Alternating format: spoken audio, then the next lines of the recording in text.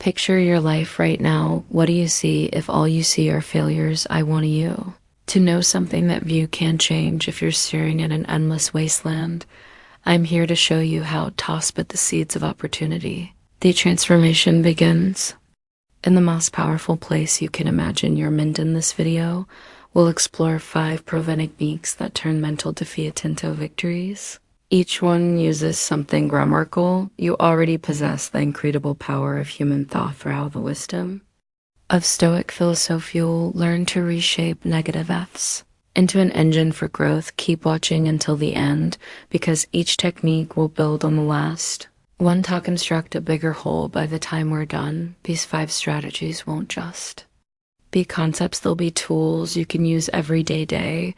You'll discover how to transform what you once saw as failure into fuel for becoming stronger, more resilient, and more powerful. Fan of ear before think of it this way: no matter how rough your life might be right now, it could be worse. You can move around and enjoy real freedom. But one of the most famous Stoic thinkers of all time, a man who personified Stoicism, and whoa, we still read today, didn't have the good fortune to have Olympic hours. I can confidently say that every single person watching this is living a life with more freedom and opportunity than the Stoic did, because he was a slave. The slave's name was Epictetus.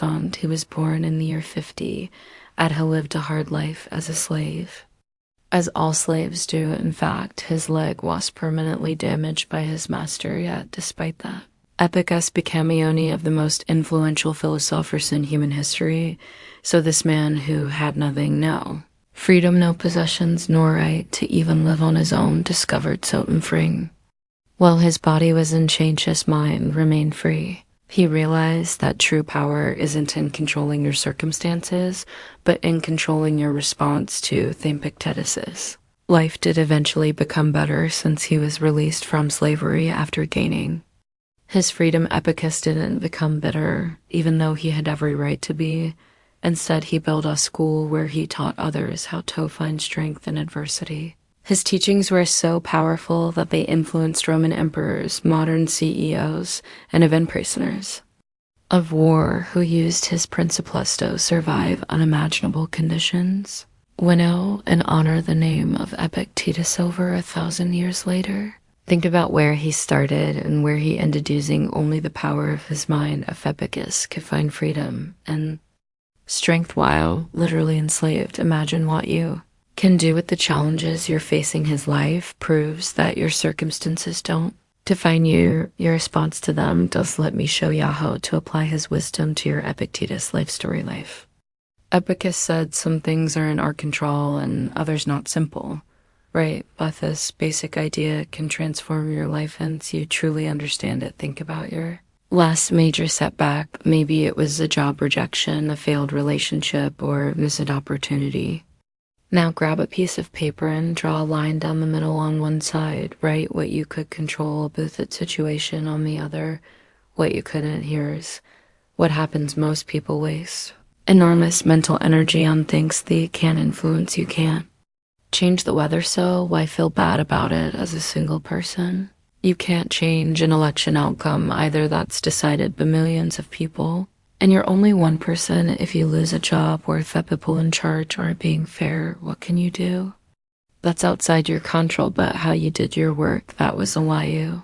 The effort you put into it also. This isn't just philosophy, it's practical mental fitness. Every time you catch yourself stressing about something, ask, is this in my control? If it's not, let it go completely. If it is, take action. Nothing in between. Look at what Epictetus had to work with. He was a slave, he owned nothing, and could change very little material about his life, for he was free. Yet he persevered, had kept his mind and his spirit strong. Had a worse deal than we do, yet he lived with it and ultimately overcame it. With the help of Stoic philosophy, let Epictetus be your inspiration. If he could do it, you can too. We call our first technique the view one, the view. From above, let me show you how this works with a simple exercise. You can do right now. Think of something that's bothering you and work through it like this. So you just lost a job opportunity. yearly wanted your mind may be racing with. Thoughts like, I'm not good enough or I'll never succeed. This is where a thought process. Call the control principle, but go mess your supper. Take that situation and break it down. What could you control your presentation that's on you? What couldn't you? Control the other person. Their decision by design is outside your control. When you separate these elements, you stop carrying the weight of things you couldn't influence anyway, but here is this part. Once you identify what you can control, you can. Develop an action plan. Maybe you can improve your interview skills. Build a stronger portfolio or expand your network suddenly instead of feeling helpless. You are in the driver's seat. That's that kind of mental transition we want to make. Try this with any challenge you're facing. Draw the line, separating what you can and can't control, and watch how your perspective shifts from feeling trapped. Become empowered. Our second technique, self-dialogue builds perfectly on what we just learned. Once you've identified what you can control, it's time to master the conversation happening in your own mind. Think about how you talk to yourself when things go wrong. Many of us become our own worst critics. I'm such a failure, nothing ever works out. I should just give up. Sound familiar? Here's a powerful shift. Instead of letting these thoughts run wild, imagine you're advising your best friend. You wouldn't tell your friend they're worthless after one spat. That's excessively negative, and you know it. You'd say something like, okay, what can we learn from this? Or this was a tough loss, but if we recover from this, we can try this, right? Now take that situation you just analyzed from technique one. When those negatives come up, pause and asks, what would I tell someone I care about in the situation? Then use that same compassionate, constructive voice with yourself. Marcus Aurelius, another great Stoic, wrote his famous meditations as letters to himself. He knew that self-dialogue isn't just talk, it's how we shape our entire perspective on challenges. This brings us to our third three. Role models. Powerful technique, finding strength through our role models. The Stoics understood something crucial. We learn best through examples, not just ideas. Remember Epictetus? He became a role model for countless others and still is one today. Think about someone we admire who stays calm under pressure. Maybe it's a parent who faced adversity with grace, a politician who leads with poise, or even a fictional character. Homebody's resilience. Key isn't to idolize them, but to understand their thought process. Here show. To make this practical, when you're facing a challenge, ask yourself, how would my role model handle this? Maybe they'd take a step back before reacting. Maybe they'd look for the opportunity within the setback. Maybe they'd simply accept what they can change and focus on what they can let. Me give you a modern example. When Admiral James Stockdale was a prisoner of war in Vietnam, he used Stoic principles to serve 7 years in captivity. He didn't just endure, he led other prisoners and emerged stronger eventually, landing a spot as a vice presidential candidate who shared history with millions. Choose your role model carefully. Look for people who demonstrate real resilience, not just success. Study how they think in addition to what they achieved. Then the next time you're in a crisis, think about how they would have handled it. We all need help from time to time. So let the example they set help you. Now we arrive at arguably the most powerful technique of all, reframing your so-called failures. Learn to see failure not as an endpoint, but as feedback. This isn't just positive thinking, it's a complete transformation in how you process setbacks. Think about Thomas Edison's famous response when asked about his thousands of failed attempts to create the light bulb. I have not 4. Reframing failed, I just found 10. 0 ways that won't work. This isn't just a clever quote, it's Stoicism in action. Edison saw each failure as a data point, not a defeat, and was one of America's greatest in trains. This is a man who had completely mastered success. When the history of America and the history of progress is told, Edison is always included. So here's how to make the shift for yourself. Next time something goes wrong, pause before the negative thoughts kick in. Ask yourself 3 questions. What did this teach me? What skills can I develop from this? And how does this prepare me for future opportunities? Let's make this concrete. Say that you pitch an idea at work and it gets rejected. Instead of seeing it as proof you're not good enough, reframe it. You now know more about what your audience wants. You've gained presentation experience. You've built courage. By putting yourself out there, suddenly that failure becomes a stepping stone.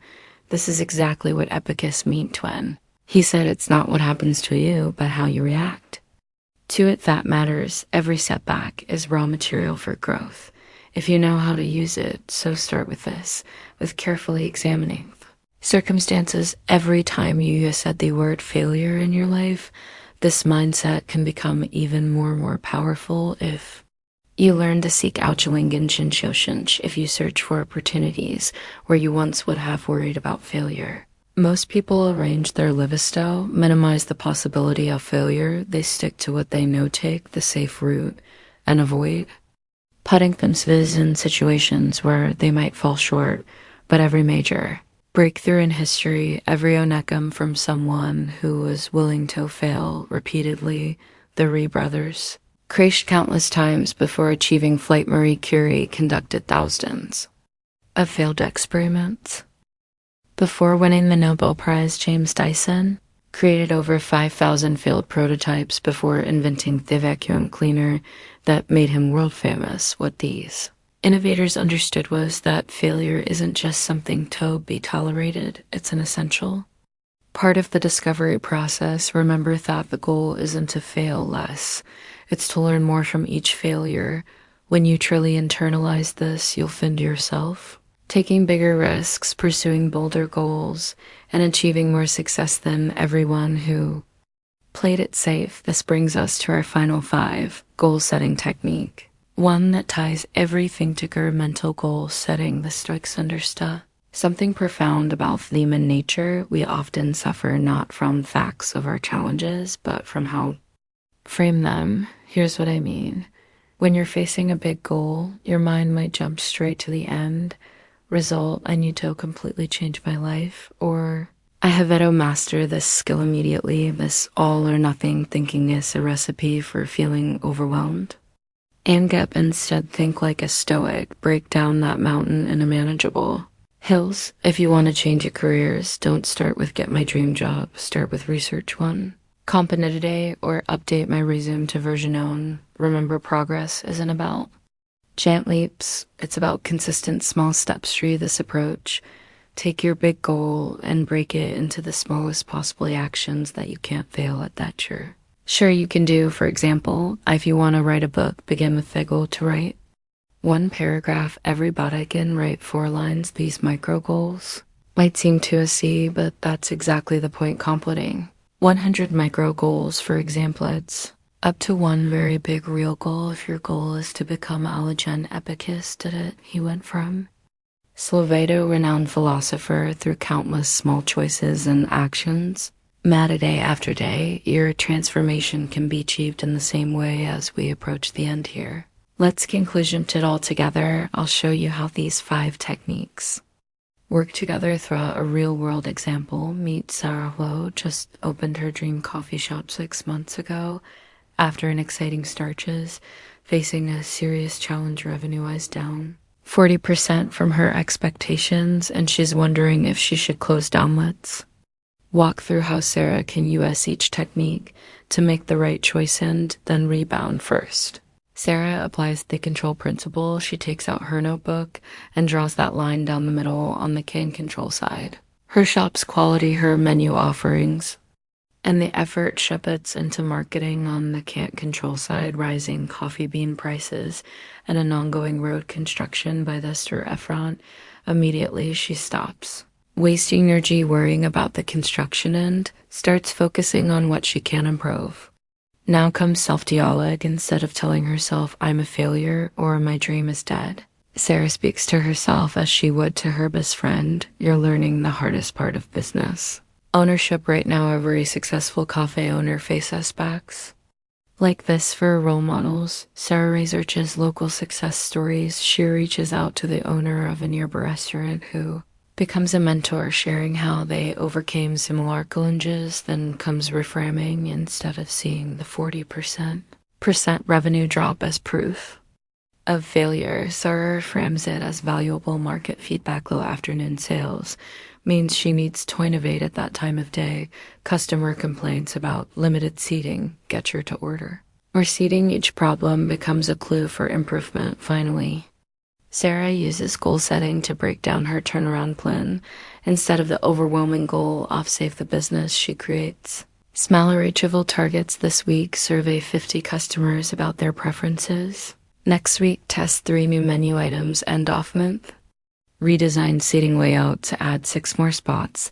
This is the true power of the Stoic techniques. They don't just help you survive challenges, they show you how to use those challenges to become stronger than before, whether you're starting a business, changing careers, or facing other life challenges. We hope that these principles help you to find your way forward.